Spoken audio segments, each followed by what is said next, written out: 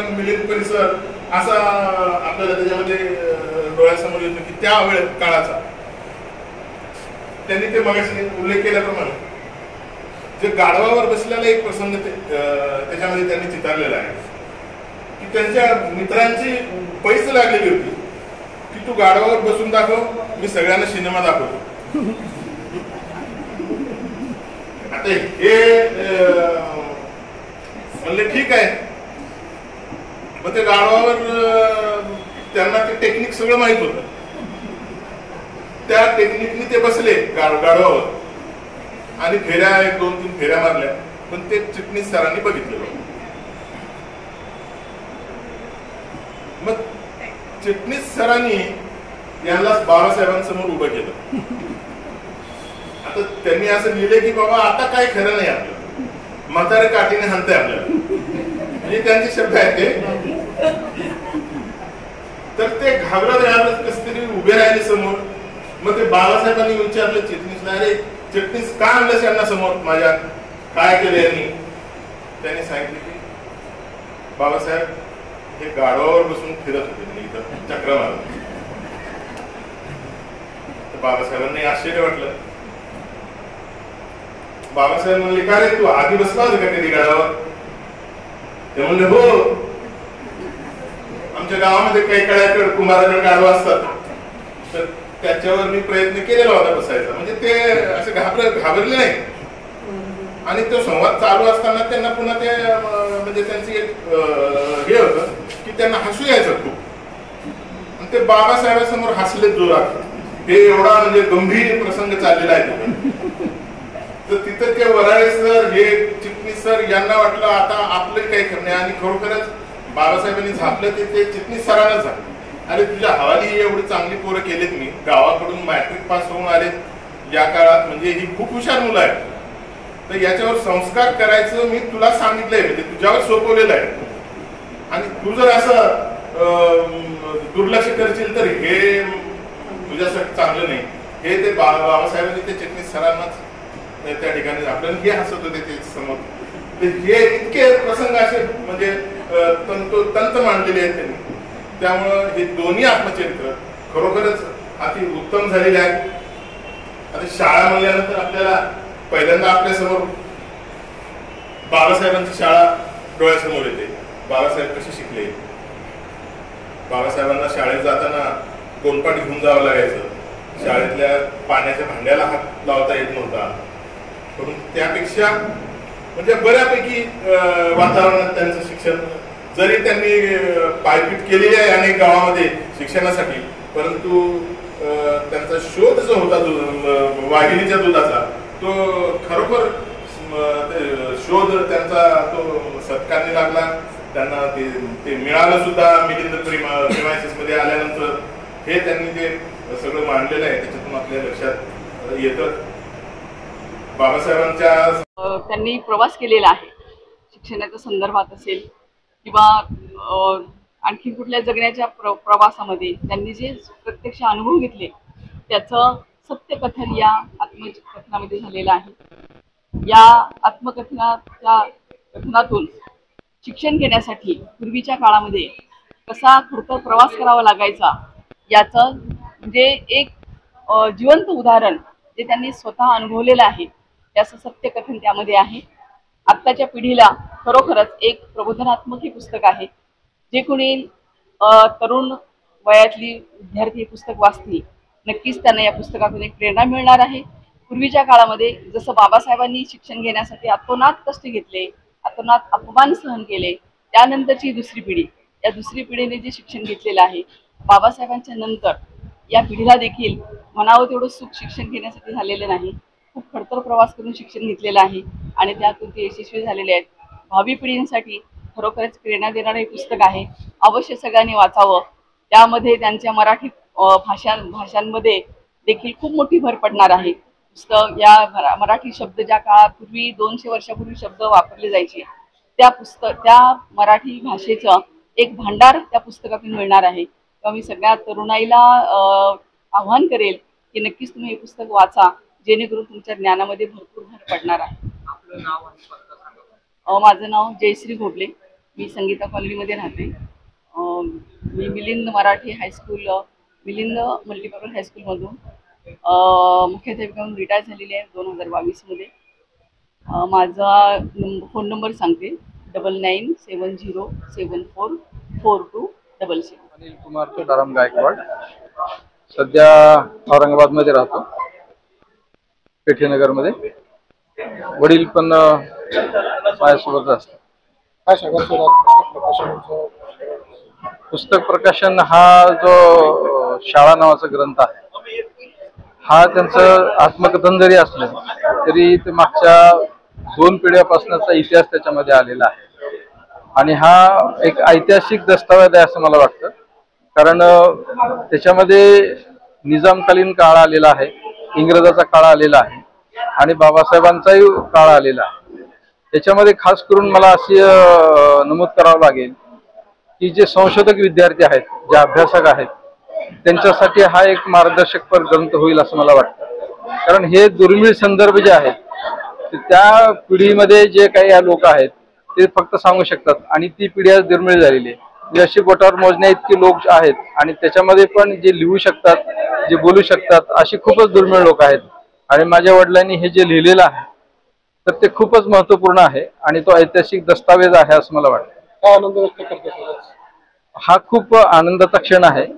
कारण आम्ही जे 5 भावंड आहोत त्यांच्यासाठी हा आनंदाचा क्षण आहेच आहे, पण पूर्ण समाजासाठी सुद्धा एक आनंदाचा क्षण आहे की असे पुस्तकं, असे हे आत्मकथन जे आहेत ते खूप दुर्मिळ आहेत आणि त्याचा आम्हाला खूप आनंद वाटतो की आम्ही ते आमच्या माध्यमातून ते येतंय समाजासमोर.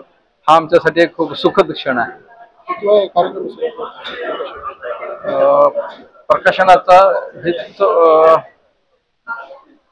मला वाटतं 5-6वं पुस्तक आहे. पुस्तक मिळण्यासाठी प्लॉट नंबर 79, साकेत नगर किंवा पेठेनगर, भावसिंगपुरा, संभाजीनगर, छत्रपती संभाजीनगर. फोन नंबर सांगतो 9404403352. 9404403352. वडील तुकाराम नामदेव गायकवाड उर्फ ब्रह्मचारी अमृतसेन यांच्या 2 पुस्तकांचं अनावरण झालं, प्रकाशन झालं. साधारणतः 85 वर्षापूर्वीचा जो इतिहास होता निजामाच्या काळातला, आणि त्या काळामध्ये जे बाबासाहेबांनी शिक्षण हे वाघिणीचं दूध आहे असं आपल्या लोकांना संदेश दिला होता, त्या शिक्षणाला अतिशय महत्त्वाचं स्थान देऊन आमच्या वडिलांच्या आजोबांनी शिका, संघटित व्हा आणि संघर्ष करा हा जो अतिशय मोठा मूलगामी महामंत्र दिला होता बाबासाहेबांनी, त्याच्याशी एकनिष्ठ राहून आमच्या वडिलांच्या आजोबांनी आमच्या वडिलांना शिकवलं. पहिलीपासून तर अगदी 4थी पर्यंत हा ग्रामीण भाग, आणि नंतर 5वी ते 7वी उमरग्यामध्ये, आणि पुढे 8वी ते 10वी पर्यंत उस्मानाबाद, आणि 10वी नंतर बाबासाहेबांनी जे काही औरंगाबादला मिलींची स्थापना केली होती त्यावेळेस बांधकाम सुरू होतं. असा हा सगळा शिक्षणाचा प्रवास आमच्या वडिलांनी केला आणि तो सगळा प्रवास 2 पुस्तकामध्ये त्यांनी लिहिलेला आहे. पहिलं जे त्यांचं आत्मकथन आहे ते 2008 मध्ये प्रकाशित केलेलं होतं, बाबासाहेबांच्या सहवासातील 75 दिवस. आणि आज 92व्या वर्षी त्यांनी जे शिक्षण घेतलं, बाबासाहेबांचा मूलमंत्र त्यांनी जो जपून ठेवला होता तो शाळा शोध वाघिणीच्या दुधाचा, हे पहिलं आत्मकथन अर्थानं, आणि दुसरा भाग बाबासाहेबांच्या सहवासातला, असे 2 पुस्तकं आज प्रकाशित झालेली आहेत. तर आम्हाला आनंद वाटतो की आमचा सगळा गायकवाड परिवार हा आमच्या वडिलांच्या त्या शिक्षणामुळे अतिशय मोठा समृद्ध झाला. सगळे आम्ही सुशिक्षित झालो, उच्च पदस्थ आम्ही नोकरीला लागलो, आणि बाबासाहेबांनी जो स्वाभिमान शिकवला, बाबासाहेबांनी जे अतिशय मोठा सदाचार शिकवला, हा सगळा आमच्या पाठीशी आहे. आणि बाबासाहेबांनी आमच्या वडिलांच्या मार्फत आम्हाला जे काही वडिलांनी आम्हाला सांगितलं त्या सगळ्यांचा या पुस्तकामध्ये समावेश झालेला आहे. बाबासाहेबांनी जे कष्ट घेतले आणि त्यांच्या नंतरच्या येणाऱ्या पिढीने, हा जो पुस्तकाचा कालावधी आहे तो साधारणतः 1940 ते 1954 असा अतिशय मोठा प्रदीर्घ या पुस्तकामध्ये इतिहास आहे. आणि पूर्व मराठवाड्याच्या चळवळीचा विशेषतः त्याच्यामध्ये आपण पाहतो की स्वातंत्र्याच्या पूर्वीचा काळ त्याच्यामध्ये व्यक्त केलेला आहे. निजामाचं सरकार रजाकार आहे, पोलीस ॲक्शन आहे, त्या काळामध्ये ज्या काही हिंदू मुसलमान दंगली झाल्या त्याचा इतिहास आहे, गांधीची हत्या झाली त्यांचा इतिहास त्याच्यामध्ये मांडलेला आहे. आणि औरंगाबाद शहर तत्कालिक काळामध्ये 1952 मध्ये कशा प्रकारचं होतं, छावणी कशी होती, कर्णपुरा कसा होता, पद्मपुरा कसा होता, उस्मानपुरा कसा होता, शहागंज कसं होतं, गुलमंडी, औरंगपुरा, हा सगळा इतिहास आमच्या वडिलांनी त्या पुस्तकामध्ये लिहिलेला आहे. तर आज गायकवाड साहेब विद्यार्थी दशेमध्ये एक नामांकित विद्यार्थी आणि डिबेटर होते. त्यानंतर आपण सेंट्रल एक्साइजमध्ये मोठे अधिकारी होते. आंबेडकरी मुवमेंट सेंट्रल एक्साइजमध्ये फार मोठ्या प्रमाणामध्ये उभी केली होती. तो भाग आणि बाबांचा हा जो प्रवासाची वाटचाल आहे त्या संदर्भामध्ये आपली काय प्रतिक्रिया काय? म्हणजे मला बोलायला सांगितलं का?